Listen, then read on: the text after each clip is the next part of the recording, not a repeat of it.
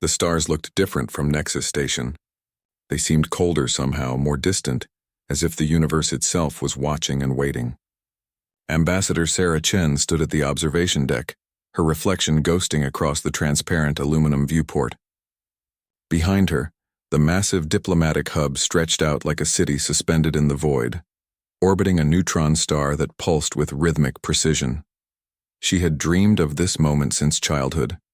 First contact, joining the galactic community, proof that humanity was not alone. But now that the moment had arrived, something felt wrong. She could not quite name it, but it sat in her chest like a stone. "Ambassador, they're ready for us," General Marcus Webb said, approaching with his characteristic military stride. The general was a tall man with silver hair and eyes that missed nothing. He had fought in 3 wars before the age of 30, back when humanity's conflicts were still confined to one small blue planet. Dr. Amara Okonkwo joined them, clutching her data tablet like a lifeline. The xenobiologist had studied alien life for 2 decades, but all of that study had been theoretical until now. "I've been reviewing the cultural files they sent us," she said, her Nigerian accent softening the nervous edge in her voice. "The council species have very specific ideas about hierarchy and protocol." "Then we'll be polite," Sarah said, smoothing down her formal suit. It was Earth fashion, deliberately chosen. She had declined the council's offer of appropriate attire. They would meet humanity as humanity was, not as some alien civilization thought they should be. The 3 humans walked through corridors that hurt to look at directly. The architecture was designed for species with different visual spectrums, and the result was disorienting. Shapes seemed to shift at the corner of vision. Colors existed that had no name in any Earth language. They passed other delegations. A group of crystalline beings that chimed softly as they moved. A cluster of insectoid creatures that communicated through scent, leaving pheromone trails in the air. A massive gelatinous entity that flowed more than walked, leaving no trace of its passage. Each species stopped to stare at the humans. Some with curiosity, others with something that looked disturbingly like pity. The council chamber was enormous. The ceiling stretched up so high it disappeared into shadow, and the circular floor could have held 1,000 beings comfortably. 47 species sat in tiered seats that rose up like an amphitheater, each delegation separated by force fields that maintained their specific environmental requirements. At the center of it all stood 3 podiums. 2 were occupied by holographic representatives of species too alien to attend in person. The third stood empty, waiting. Sarah led her delegation to that empty podium. She could feel eyes on them from every direction. Not just eyes either. Sensor organs, echolocation, electromagnetic perception, dozens of ways of seeing, all focused on the 3 humans who stood at the center of the chamber. "Humans of Earth," a voice boomed through the chamber. It came from everywhere and nowhere, translated instantly into English by technology Sarah could not begin to understand. "You stand before the Galactic Council, an assembly that has maintained peace and prosperity for 12,000 of your years." A being materialized in the air above them, projected large enough to dominate the chamber. It was Archon Zelthris, and Sarah had to remind herself that this was just a hologram. The actual Velsharn was even more massive, a crystalline entity that stood nearly 4 meters tall, its body refracting light into impossible patterns. "We have watched your species with interest," Zelthris continued. "You are violent, chaotic, and remarkably stubborn. You war among yourselves with distressing frequency. Your technology is primitive. Your understanding of the universe is limited." The Archon paused, and somehow Sarah knew it was for effect. "And yet you have potential. You have spread to 5 worlds in just 2 centuries. You have survived challenges that would have ended lesser species. This is why we extend to you a great honor. We invite humanity to join the Galactic Council as a probationary member." The chamber erupted in sounds that the translator could not quite capture. Approval from some species, disapproval from others, and from many simple indifference. Sarah waited for silence.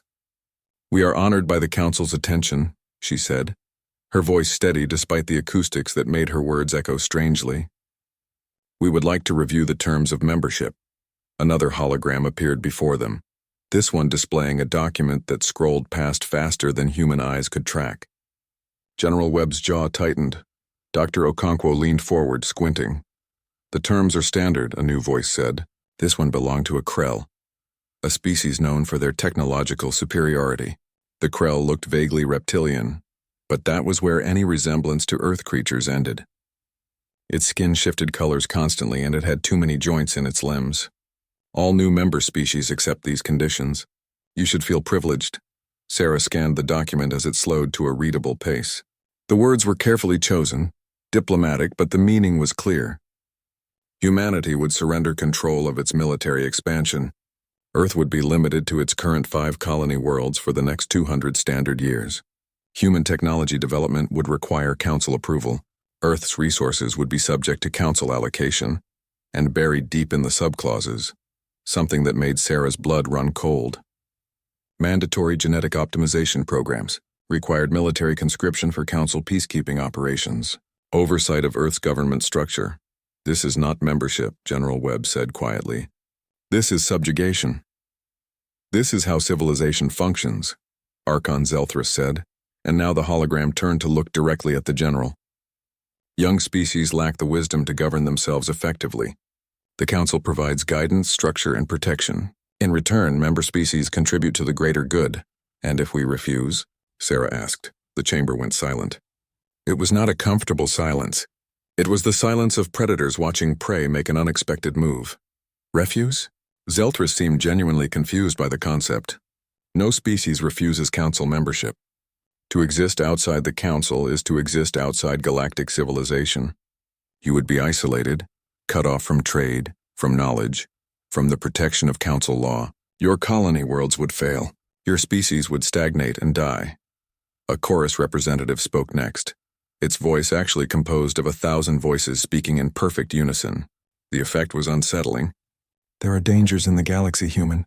Threats you cannot imagine. Rogue artificial intelligences. Dimensional predators. Species that view younger races as nothing more than resources to be harvested. The Council keeps you safe from these things. Dr. Okonkwo stepped forward, and in exchange we give up our right to determine our own future. You gain far more than you lose, Zelthrus said, and now there was an edge to the voice, something like impatience. But we understand that this is overwhelming for a young species. You have 1 solar cycle to consider our offer. Use this time wisely. The Council's generosity is not infinite. The hologram vanished.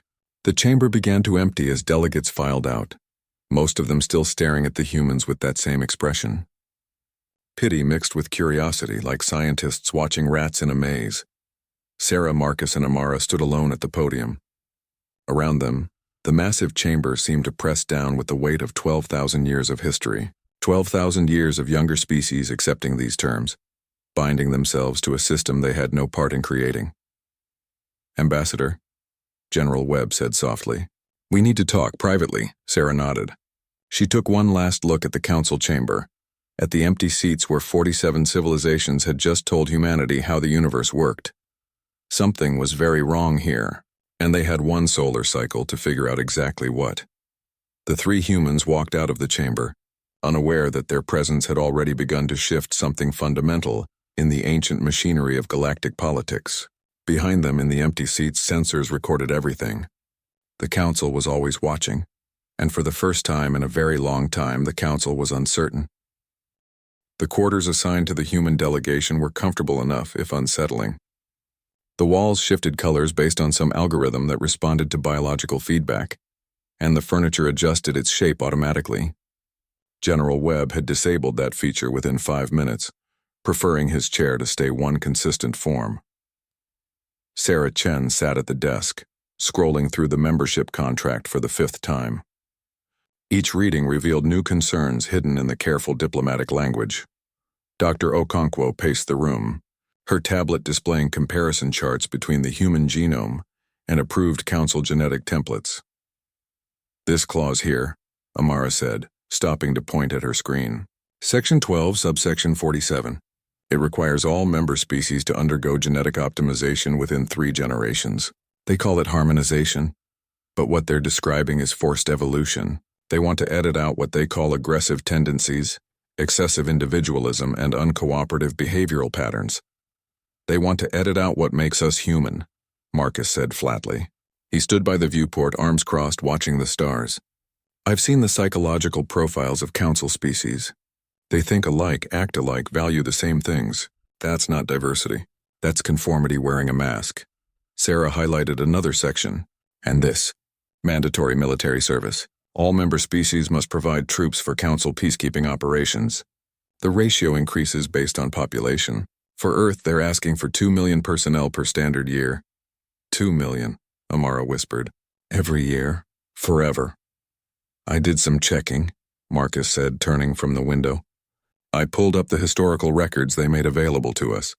These peacekeeping operations, half of them are suppressing what the Council calls civil unrest. The other half are forcing non-member species to accept Council jurisdiction. Sarah felt the stone in her chest grow heavier. They're not peacekeepers. They're enforcers. Worse, Marcus continued. I found records of 3 species that refused membership over the last 1,000 years. All 3 were subjected to economic blockades. 2 eventually capitulated. The 3rd resisted. What happened to them? Amara asked, though her expression suggested she already knew the answer. Their star system is now listed as a restricted zone, quarantined due to severe ecological collapse. No details on what caused the collapse, but the timeline matches up perfectly with their refusal date. The room fell silent. Outside, Nexus Station continued its endless orbit. And somewhere in this massive structure, 47 civilizations waited for humanity's answer. Not a real answer. They expected agreement. They expected gratitude. Sarah stood and began pacing. We need more information. I want to talk to some of the younger member species, the ones who joined more recently. That might be difficult, Amara said. I've noticed the Council maintains strict protocols about interspecies communication outside formal sessions. Everything is channeled through official channels. Then we'll be unofficial, Sarah decided. It took 3 hours and several deliberately wrong turns through the station's corridors, but Sarah finally encountered a delegate from the Yith, a species that had joined the Council only 300 years ago. The Yith was humanoid enough, with 4 arms and skin that looked like polished wood. It had been standing alone in one of the viewing galleries watching the neutron star's pulse. Ambassador Chen, the Yith said, recognizing her immediately. Its English was perfect, probably piped through a translator implant. I am designated Speaker Vryn. I hoped you might find your way here. You were expecting me? Several of us were. The younger species. We remember what it was like before membership. Vryn moved closer, and Sarah noticed that one of its 4 hands was missing fingers. We remember having a choice. Can you tell me what membership is really like? Sarah asked directly. She did not have time for diplomatic dancing. Vryn glanced around, checking for observers. The Council has sensors everywhere, but there are blind spots. This gallery is one of them. The neutron star's radiation creates interference. We have perhaps 10 minutes. Then please speak freely. The contract you were shown is real but incomplete. There are additional clauses that activate after acceptance. Resource quotas that increase annually. Technology sharing that only flows one direction, toward the Council. Population management programs. Cultural harmonization initiatives. Vryn's voice dropped lower. My species had 17 different languages when we joined. Now we have 3, and in another century we will have 1. The Council calls it efficiency. That's cultural genocide, Amara said. She had followed Sarah along with General Webb. Yes, Vryn agreed simply, but it happens slowly, over generations, so there is never a single moment to resist. And the benefits are real initially. Advanced medicine, interstellar travel, protection from external threats. By the time you realize what you have traded away, it is too late. Your government agreed to this? Marcus asked. My government was told they had no choice. A Council fleet arrived in our system. We were given 1 week to decide. Join or be classified as a hostile, unaligned species. We chose survival. Vryn's wooden skin darkened slightly. I am told it is called negotiation. It felt more like pointing a weapon at someone and asking them politely to cooperate. Sarah felt anger building in her chest, hot and sharp. Why are you telling us this? Because you are human, Vryn said. And now there was something like hope in its voice. We studied your species when you were announced as candidates for membership. Your history is violent and chaotic, but it is also filled with moments when you chose freedom over safety, moments when small groups defied massive powers. You have a word for it, rebellion. That rebellion often failed, Marcus pointed out, but not always, and even when it failed, it inspired others. Vryn stepped closer. Most species reach space travel after achieving global unity. They come to the stars as one people with one government. Humanity reached space while still divided, still fighting among yourselves. The Council sees this as a weakness. I see it as strength. You know how to resist. You remember how to say no. The Council will not accept rejection, Amara said. No, Vryn agreed. They will not. They will threaten, pressure, and if necessary, use force. But here is what the Council does not tell you. They are stretched thin. Maintaining order across thousands of worlds requires enormous resources. They have not faced real resistance in millennia. Their military is powerful but complacent. Their economy depends on the compliance of member species. Sarah understood what Vryn was suggesting. If we refuse and actually make it stick, it could inspire others. It could change everything, Vryn said. Or it could end with your species isolated and destroyed. I cannot tell you which is more likely. I can only tell you that some of us are watching, hoping, and ready to act if you show us it is possible. A chime sounded through the gallery. Vryn stiffened. They have noticed my absence. I must return. Ambassador Chen, whatever you decide quickly. The Council becomes more dangerous when kept waiting. Vryn left without another word, moving with fluid grace despite its missing fingers. Sarah wondered what that injury represented, what story lay behind it. The three humans stood in silence, watching the neutron star pulse. Each flash seemed to count down the time they had left to make a decision that would define humanity's future. We have 17 hours left in our solar cycle, Marcus said finally. Then we have to give them an answer. I already know my answer, Sarah said. I have known since I read that contract. But this decision is bigger than me, bigger than us. We need to contact Earth, the Security Council. The President. This affects every human being alive. The Ansible link is monitored, Amara pointed out. Anything we send will be intercepted and analyzed.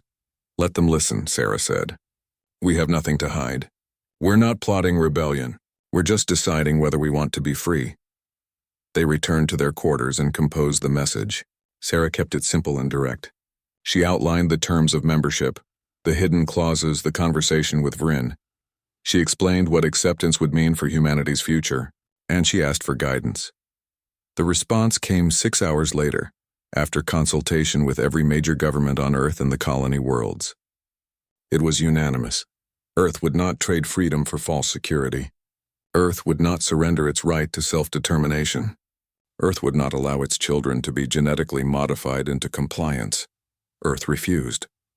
Sarah read the message 3 times, feeling pride and terror in equal measure.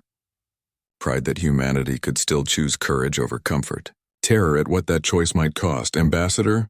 Marcus stood at the door. It is time. The Council is convening for our answer. Sarah stood, straightened her suit, and looked at her companions. Dr. Okonkwo looked frightened but determined. General Webb looked ready for war. Perhaps he was. Then let's go tell them, Sarah said. Let's go tell the Galactic Council that humanity chooses to stand alone. They walked through the corridors of Nexus Station one last time as potential members. When they emerged, it would be as something the Council had not seen in 1,000 years. Defiant. The Council chamber felt different this time. The air itself seemed charged with anticipation, as if the station's environmental systems could sense the importance of the moment. Every seat was filled, every delegate present. Even the holographic representative seemed more solid, more focused. Ambassador Sarah Chen walked to the center podium with General Webb and Dr. Okonkwo flanking her. She carried no data tablets, no prepared remarks. What she had to say required no notes. Archon Zelthris materialized above them, the massive hologram refracting the chamber's light into rainbow patterns. Humanity has had time to consider our generous offer. We trust you have made the only logical choice. There was certainty in that voice. Not arrogance exactly, but the absolute confidence of a system that had never been challenged. Sarah almost felt sorry for what was about to happen. Almost. Archon Zelthris honored council members, Sarah began, her voice carrying through the chamber with perfect clarity. We thank you for your time and consideration. We acknowledge the long history of the council and respect the civilization you have built over 12 millennia. She paused. In that pause, she could feel the entire galaxy holding its breath. However, after careful review of the membership terms and extensive consultation with our government, humanity must respectfully decline your offer. For 3 full seconds, nothing happened. The chamber was so silent that Sarah could hear her own heartbeat. Then chaos erupted. The crystalline Velsharn delegates created a sound like shattering glass. The insectoid thrax began releasing pheromones so intense the air filtration systems kicked into overdrive. The aquatic mindrel thrashed in their containment spheres. The chorus spoke, but for the first time their 1,000 voices were not in unison, creating a cacophony that the translators could not parse. Archon Zelthrus flickered, the hologram destabilizing for a moment before reforming. Decline? You cannot decline. No species declines council membership. We just did, Sarah said calmly. A Krell delegate shot to its feet, skin flashing angry reds and oranges. You do not understand your position, human. You are a young species with primitive technology. You need the council. Without us, you will fail. General Webb spoke for the first time, his military bearing evident in every word. Humanity has survived ice ages, volcanic winters, and plagues that killed half our population. We split the atom before we learned to fly. We walked on our moon while still fighting wars over which economic system to use. We colonized hostile worlds with technology the Council would consider barely functional. We have failed 1,000 times, and every time we got back up. We will manage. Arrogance, another delegate hissed. Suicidal arrogance. Self-determination, Dr. Okonkwo corrected. There is a difference. Archon Zelthrus seemed to be struggling to process what was happening. You misunderstand. The terms are negotiable. If you have concerns about specific clauses, we can discuss modifications. The problem is not the specific terms, Sarah said. The problem is the fundamental nature of the relationship you are offering. You present membership as a gift, but it is actually a chain. A comfortable chain, perhaps, even a gilded one, but still a chain. We offer protection. You offer subjugation dressed as security, Sarah replied. We have read the full terms. We know about the genetic harmonization programs, the mandatory cultural integration, the resource extraction quotas that increase annually, the military conscription. This is not membership in a council. This is absorption into an empire. The chamber erupted again. Some delegates shouted denials. Others demanded the humans be silent. A few, Sarah noticed, said nothing at all. Those were the younger species, the ones like the Yith. They watched with wide eyes and an expression that might have been hope. You would doom your species to isolation, Zelthrus said, and now the hologram loomed larger, an attempt at intimidation. You would watch your colonies fail, your people suffer, all because of pride? Not pride, Sarah said quietly. Principle. We believe that sentient beings have the right to determine their own fate. We believe that diversity of thought, culture, and governance makes civilization stronger, not weaker. We believe that security purchased with freedom is not security at all. A new voice spoke, one Sarah had not heard before. It came from a delegate sitting in the highest tier, a species called the Eternal Archives. They were energy beings, barely visible as wavering distortions in the air. The human makes dangerous statements. These ideas lead to chaos.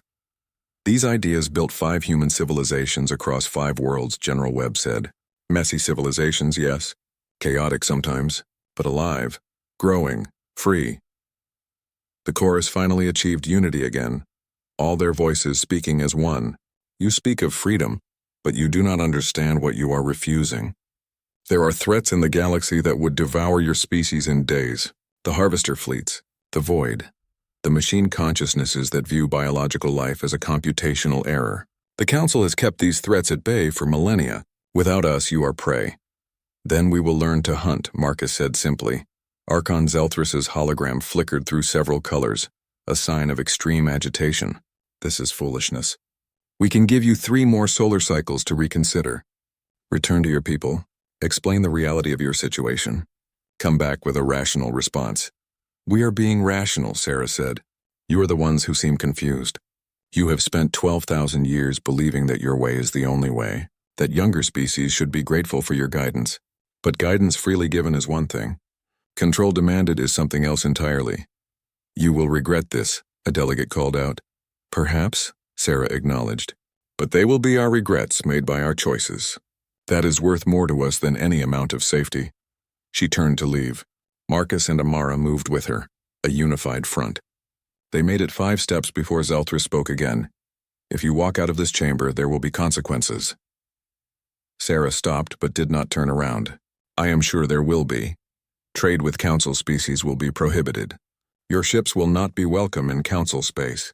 Your colonies will receive no support, no aid, no mercy if disaster strikes.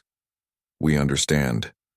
More than that, Zelthrus continued, and now the voice had an edge that was definitely threatening. We will not tolerate a hostile, unaligned species in this region. Your expansion will be contained. Your resources will be limited. If necessary, your threat will be neutralized. Now Sarah did turn. Are you threatening to attack Earth? We are explaining reality, Zelthrus said. The galaxy has an order. That order must be maintained. Then maintain it, Sarah said. But you will do it without us. The three humans walked toward the exit. With each step, Sarah expected to be stopped, to be seized by some technology she could not understand. But nothing happened. The Council, for all their power, seemed paralyzed by the simple act of someone saying no. As they reached the doorway, the chorus spoke one final time. You will return. They always do. Your colonies will starve. Your people will suffer. Within a year, you will be begging to join on any terms we offer.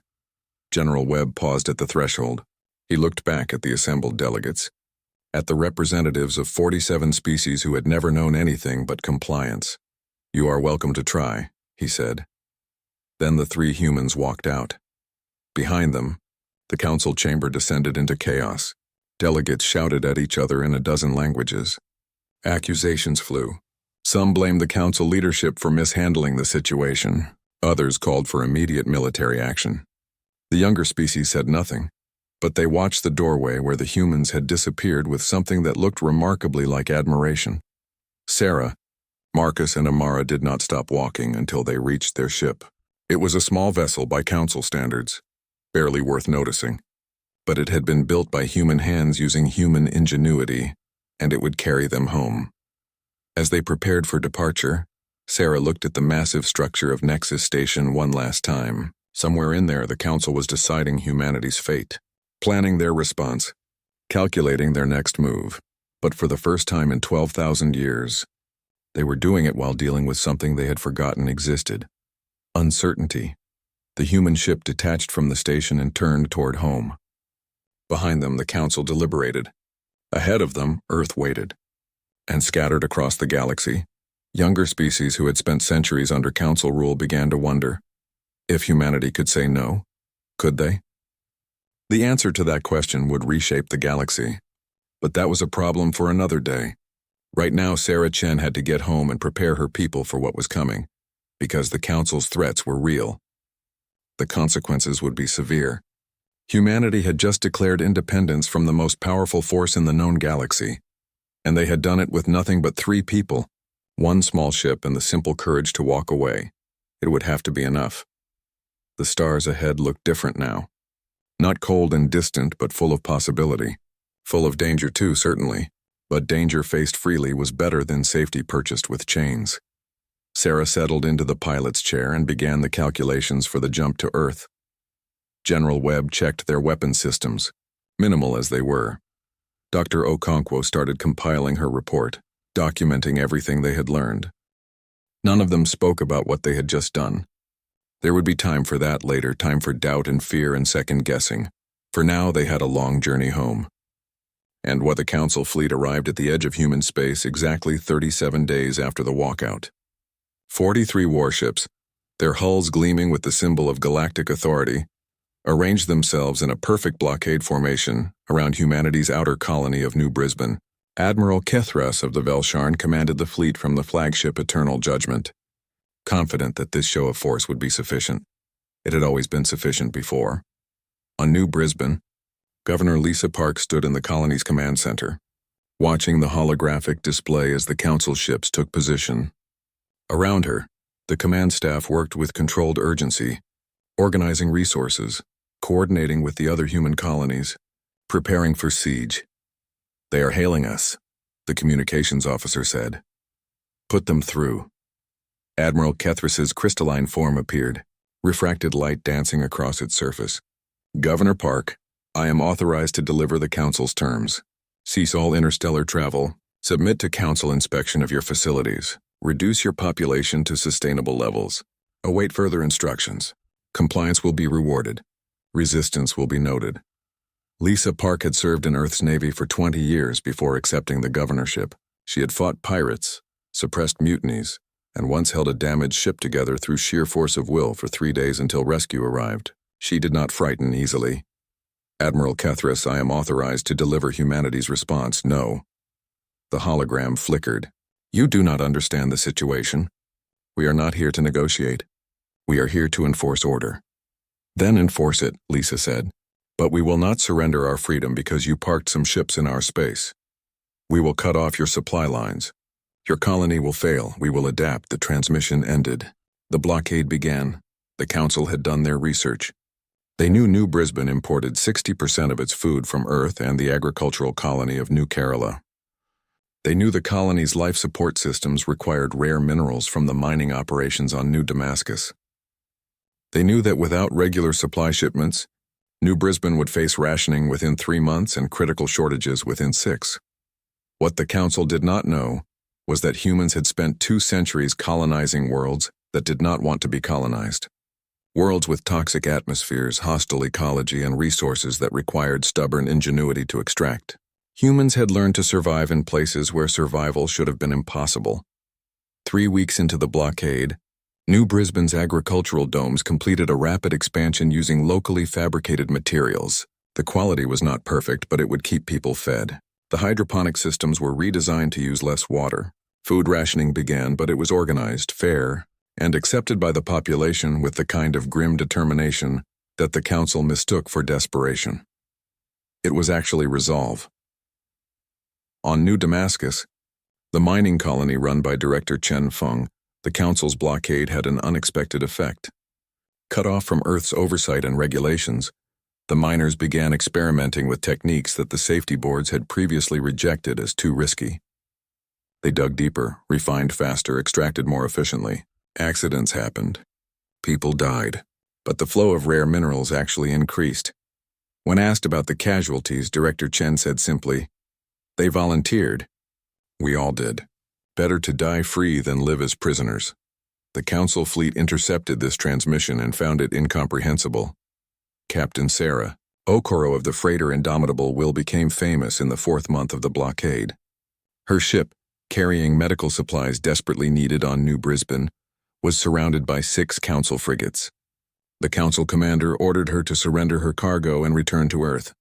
Captain Okoro acknowledged the order. Then she fired her maneuvering thrusters and accelerated directly toward New Brisbane's sun. The council ships pursued, confident in their superior speed and weapons. But Captain Okoro was not trying to outrun them. She was using them. She led the council ships closer and closer to the sun, pushing her ship's shielding to the absolute limit, then past it. Alarms screamed. Hull temperature exceeded safe levels. The bridge became an oven. At the last possible moment, she fired all thrusters in a brutal course correction, using the sun's gravity to slingshot around at a velocity that should have torn her ship apart. The Indomitable Will groaned, buckled, and held, barely. The council ships, their safety protocols far more cautious, were forced to break off pursuit. By the time they recalculated and attempted to intercept, Captain Okoro had made it through the blockade and was landing on New Brisbane. Her ship was a wreck. Her crew had second-degree burns. But the medical supplies were delivered. The council added the incident to their reports as an example of human irrationality. Humanity called it heroism. Other captains learned from Okoro's success. They studied the council ships and found patterns. The council fleet followed regulations strictly, which made them predictable. They relied on their technological superiority, which made them inflexible. They had protocols for every situation, which meant they struggled when humans did something that had no protocol. Human ships began running the blockade regularly. Some failed, some were captured or destroyed, but more succeeded, and each success taught the other captains something new. General Marcus Webb, now coordinating Earth's defense from Geneva headquarters, compiled the data. He saw what the council could not. Their blockade was failing not because humanity was stronger, but because humanity was willing to accept risks that the council considered unacceptable. "We are fighting a different war than they are," he told the Joint Chiefs. "They are trying to minimize casualties and maintain their image of invincibility. We are just trying to survive. That gives us an advantage. By the 6th month, the Council fleet was supplemented with reinforcements. Admiral Kethris requested and received 12 additional warships. The blockade tightened. Fewer human ships made it through. Casualties increased, but so did human innovation. Dr. Amara Okonkwo, working in a secret laboratory on Earth, made a breakthrough. The Council ships used a specific energy signature for their faster-than-light communication. She found a way to mimic it. Not perfectly, but close enough to create interference. Human ships could not block Council communications entirely, but they could create just enough static to introduce delays and confusion. It was a small advantage, but in war, small advantages compound. The blockade entered its 8th month.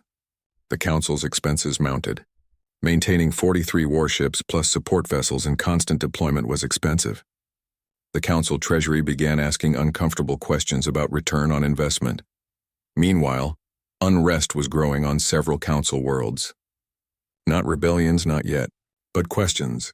If the Council could not force one small species to comply without months of blockade, what did that say about Council power? If humans could resist, could others? The Yith delegation requested a closed session with the Council leadership. Designated Speaker Vryn presented a petition signed by representatives from 9 younger member species. The petition requested renegotiation of membership terms, citing precedent. There was no precedent, the senior Council members pointed out. Yes, there is, Vryn replied. The human precedent. The Council chamber, which had been so certain 9 months ago, now found itself divided. The elder species demanded military escalation. The younger species requested negotiation. The moderate species urged caution. Admiral Kethris, still maintaining the blockade, sent increasingly frustrated reports. Human ships continued running his blockade. Human colonies continued adapting. Human resolve showed no signs of breaking. He requested permission for more aggressive action. Permission was granted, then revoked, then granted again with restrictions. The Council was paralyzed by indecision. On New Brisbane, Governor Park stood in the agricultural dome, watching colonists harvest the latest crop. The yield was not great, but it was enough. Around her, children played among the hydroponic systems. These children had been born on this world. They had never seen Earth, but they understood what the blockade meant. Governor, her aide approached. We have received a transmission from Captain Martinez of the Swift Current. She made it through the blockade with a full cargo of manufacturing equipment. Lisa smiled. That is the 17th successful run this month. Yes, ma'am. The Council does not seem to know how to handle our tactics. They are not tactics, Lisa corrected. This is just humans being human. We adapt, improvise, and refuse to quit. It is not in our nature to surrender. In the orbital command center above Earth, General Webb reviewed the casualty reports. 317 people had died in the blockade so far, mostly crew members on ships that did not make it through, some colonists who had succumbed to shortages before the colonies achieved self-sufficiency. 317 lives, each one a tragedy, each one mourned. But the alternative was billions of lives spent in gradual servitude. When Webb framed it that way, the choice became clear. He opened a secure channel to all human colonies and military installations. This is General Marcus Webb. We have now endured 8 months of Council blockade. They expected us to surrender within 6. They do not understand. The Council emergency session was called in the middle of the night cycle, station time. It was the first such emergency session in 400 years, and the representatives who filed into the chamber carried the weight of crisis on their varied shoulders, appendages, and energy fields. Archon Zelthris was not present. The senior Velsharn had been removed from leadership 3 weeks earlier, a casualty of the failed blockade strategy. In its place sat Archon Meridax, younger by Council standards, and known for pragmatism over ideology. The situation is untenable, the Krell representative stated without preamble. We have maintained the blockade for 1 standard year. It has cost us 2 trillion credits, damaged our reputation, and inspired unrest on 17 member worlds. The humans show no signs of surrender. Then we escalate to military action, the chorus said, their 1,000 voices perfectly unified. We demonstrate that defiance has consequences. And if we fail? Meridax asked quietly. The chamber fell silent. It was the question no one wanted to voice. For 12,000 years, the Council had not failed. Could not fail. But the human blockade had not been a success by any measure, and everyone in the chamber knew it. "We will not fail," a senior delegate insisted. "We have superior numbers, superior technology, superior everything. One species cannot stand against the Council. One species already has," Meridax pointed out. "They have stood against us for a year. Their colonies are self-sufficient.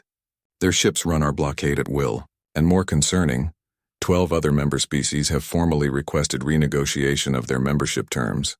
If we attack Earth and the war drags on, if we take casualties, if we show any weakness, the entire Council structure could collapse." Designated Speaker Vryn of the Yith rose to speak. "Archon Meridax speaks truth.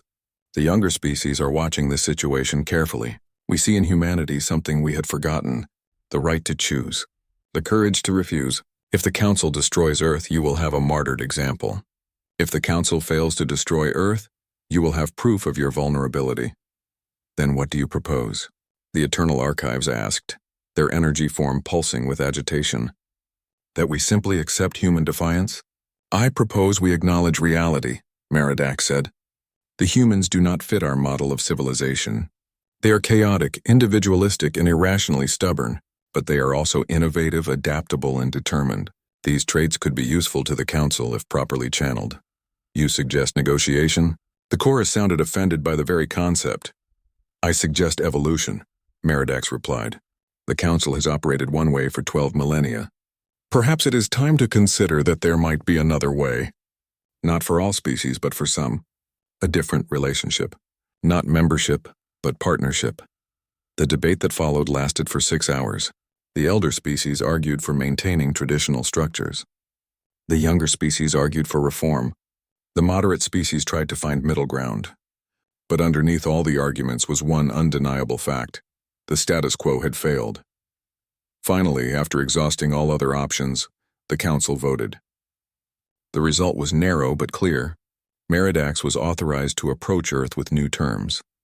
Ambassador Sarah Chen received the message while having breakfast with her husband in their apartment in New York. She had been expecting the call. The blockade had been failing for months, and the Council's options were running out. They could escalate to war, which risked exposure of their vulnerability. Or they could negotiate. "They want to talk," she told Marcus over coffee. He had retired from military service 3 months earlier, exhausted by the year-long crisis. But retirement had not suited him. He looked better now with purpose back in his life. "Of course they do," he said. "The question is what they want to talk about." The meeting was scheduled for Nexus Station again. Sarah insisted on neutral ground, but the Council refused to acknowledge Earth as a valid diplomatic site. They settled on the station as a compromise, though Sarah made it clear this was the Council's last chance. She arrived with a larger delegation this time. Dr. Amara Okonkwo was there, as was Governor Lisa Park from New Brisbane. Captain Sarah Okoro attended as well, her face still bearing scars from that first blockade run. Also present were representatives from each human colony, military advisors, and legal experts. Humanity would not negotiate from weakness this time. Archon Meridax met them in a smaller chamber, not the Grand Council Hall. It was a calculated choice, suggesting this was a conversation between equals rather than a judgment from on high. "Ambassador Chen," Meridax began, "I will be direct. The Council recognizes that our previous approach to Earth was unsuccessful. We propose a new arrangement." "We rejected your old arrangement," Sarah said. "What makes you think we will accept a new one?" "Because this one respects your autonomy," Meridax replied. "The Council is prepared to offer Earth a partnership agreement. Not membership, partnership. You would retain complete sovereignty over your government, military, and culture. No genetic programs. No conscription. No resource quotas. In exchange for what?" Captain Okoro asked suspiciously. "Military cooperation against external threats. The galaxy does have genuine dangers beyond the Council. Technology exchange on mutually beneficial terms. Open trade relationships. And a voice in Council decisions, though not a vote on internal Council matters." Sarah considered this carefully. "You are offering us everything we wanted without the chains." "Yes, why?" Meridax's crystalline form shifted colors, the equivalent of a human sigh. "Because the alternative is worse. If we destroy Earth, we create a martyr and inspire more rebellion. If we fail to destroy Earth, we prove we can be resisted. If we continue the blockade, we waste resources while our authority erodes. This proposal serves both our interests. You are afraid, Governor Park said with sudden insight. Afraid that we have broken something fundamental in how the Council operates. Yes, Meridax admitted. You have shown other species that refusal is possible, that the Council is not omnipotent. That terrifies the elder species, but some of us see opportunity. The Council has stagnated, Ambassador. We have not faced real challenges in millennia. Perhaps we need species like yours to remind us that strength comes from diversity, not conformity. Sarah exchanged glances with her delegation. They had discussed this possibility during the journey. They had prepared for it. We will agree to partnership, Sarah said. On one condition. The same partnership terms must be made available to any member species that requests them. The chamber went silent. Meridax's form flickered through several colors rapidly. You ask us to dismantle the Council structure. No, Sarah corrected. We ask you to evolve it. Keep traditional membership for species that want security and integration, but offer partnership to species that want autonomy. Let each civilization choose its own path. That would change everything. Yes, Sarah agreed. It would. Meridax was silent for a long moment. Then its colors stabilized into a pattern that suggested acceptance. I cannot agree to this alone, but I can bring it to the full Council. If they accept, and I believe they will because they have no better options, will you sign? We will. The negotiation took 3 more days. The legal experts from both sides worked through the details. The partnership agreement was drafted, reviewed, and revised. Finally, it was ready. The signing took place in the Great Council chamber with all 47 species present. This time, the atmosphere was different. Still formal, still ceremonial, but without the condescension. The Council was not granting favor. They were acknowledging equals. Sarah signed for Earth, Meridax signed for the Council. The agreement was witnessed and sealed, but the real moment came afterward. Designated Speaker Vryn of the Yith approached the podium and formally requested partnership status for its species. Then the Dren representative did the same. Then the Zith. Within an hour, 14 species had requested partnership terms. The Council was transforming before their eyes. 5 years later, Sarah Chen stood in a lecture hall at the new Geneva Diplomatic Academy, teaching the next generation of human ambassadors. The class was diverse, including not just humans but exchange students from 7 alien species, including the Yith. What did we learn from the Council crisis? Sarah asked her students. A young woman from New Damascus raised her hand. That freedom is worth fighting for? Yes, but more than that. We learned that power is not absolute, that systems can change, that the word no has power when you have the courage to speak it and the strength to back it up. A Yith student spoke next, its forearms gesturing expressively. You showed us that compliance is not inevitable. We showed the galaxy that diversity makes civilization stronger, Sarah corrected. The Council believed that harmony required uniformity. We proved that harmony can exist alongside difference. That strength comes not from everyone being the same, but from everyone choosing to work together while remaining themselves. She pulled up a hologram, showing the current galactic situation. 32 species now held partnership status with the Council. The traditional membership structure still existed for species that preferred integration and security. But options existed now. Choice existed. The galaxy is messier than it was 6 years ago, Sarah continued. More complicated, more chaotic. There are more disputes, more negotiations, more conflicts.